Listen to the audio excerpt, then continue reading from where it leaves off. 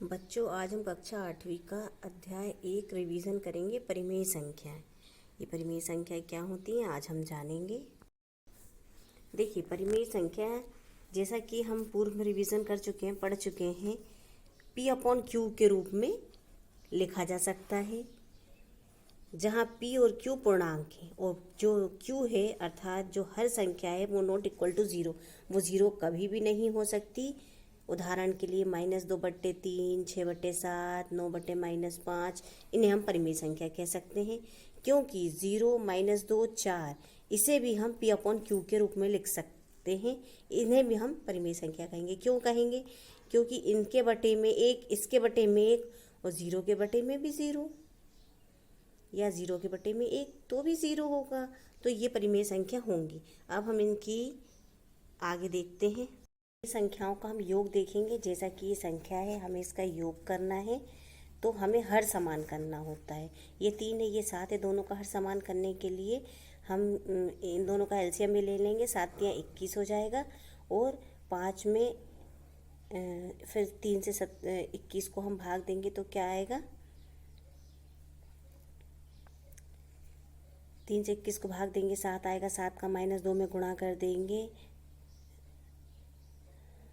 और फिर हम 7 से 21 को भाग देंगे, जो आएगा उसका हम 5 में गुणा कर देंगे। हल करने पे हमें 1 प्राप्त होगा, 1/21। देखिए, इसका उत्तर आएगा 1/21। अब हम देखते हैं परिमेय संख्याओं का व्यकलन। व्यकलन अर्थात घटाना। ये देखिए, 2/3 को हम -5/4 से घटा रहे हैं, तो इसमें भी हम उसी प्रकार एलसीएम लेंगे और एलसीएम लेने के बाद इसे हल करेंगे। 1/2 -3/5 है, इसमें भी हम क्या करेंगे?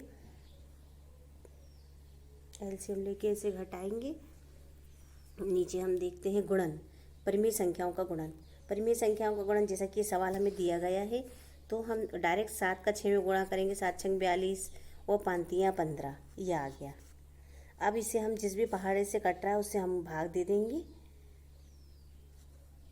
इसे हम इस प्रकार भी लिख सकते हैं, इसे हम आगे लिख सकते हैं, इसे हम पीछे लिख सकते हैं। उत्तर हमारा समान आएगा। अब हम देखते हैं परिमेय संख्याओं का भाग। भाग में क्या होता है? ये 5/-5/4 को भाग देना है 3/7 से, तो 3/7 भाग -5/4। दोनों पक्षों का व्यंजक समान नहीं है, इसलिए परिमेय संख्याओं के लिए भाग क्रम विनिमय नहीं है। या हम क्रम विनिमय का देख रहे हैं, तो भाग में क्रम विनिमय नहीं होता, जबकि गुणन में होता है। अब हम परिमेय संख्याओं का प्रश्नावली 1.1 का पहला सवाल देखेंगे, जिसमें हमें बताना है कि इसमें कौन सा गुणधर्म है। पहला सवाल हम देखते हैं। जैसा कि हम देख पा रहे हैं, गुणात्मक तत्समक में क्या होता है? हम किसी संख्या में किस संख्या का गुणा करें तो हमें वही संख्या प्राप्त हो जाए। तो यहाँ पे कौन सा तत्समक है? तो यहाँ पे गुणात्मक तत्समक है। किसी भी संख्या में किस संख्या का हम गुणा करें तो हमें वही संख्या प्राप्त हो जाए, तो इसे गुणात्मक तत्समक कहेंगे। हमें याद रखना पड़ेगा गुणात्मक तत्समक क्या होता है, तब हम बता पाएंगे। अगला प्रश्न हम देखते हैं। इस संख्या में हम देख रहे हैं एक नहीं है, अर्थात गुणात्मक तत्समक तो है नहीं।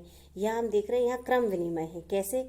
जैसे कि ये संख्या लिखी है और आगे इसी संख्या को पलट के लिखी गई है, तो क्रम उसका बदल गया, तो इसे बोलेंगे हम क्रम विनिमयता का गुणधर्म है ये क्रम विनिमयता। इसे हमें याद रखना पड़ेगा किस सिचुएशन को बोलते हैं। यहाँ पे क्रम, उसका जो क्रम है रखने का वो बदला हुआ है। पहला दूसरे नंबर पे और दूसरा पहले नंबर पर रख दिया गया है, तो इसे बोलेंगे क्रम विनिमयता। अगला हम देखते हैं। जैसा कि हम देख पा रहे हैं, यहाँ पे क्या है? -19/29 गुणा 29/-19, अर्थात इसका ये प्रतिलोम है, तो इसे बोलेंगे गुणात्मक प्रतिलोम।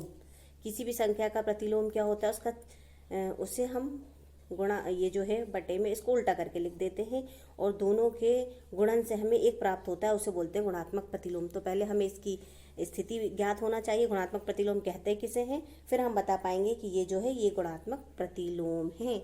अगला हम देखते हैं प्रश्न नंबर 2। इसमें हमें बताना है कौन सा गुणधर्म है। तो जैसा कि हम देख पा रहे हैं, यह सहचारिता है गुणधर्म।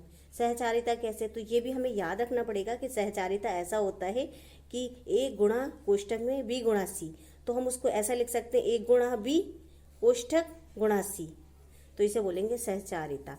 ये हमें पहले याद रखना पड़ेंगे, फिर हम बता पाएंगे कि किसमें कौन सा गुणधर्म है।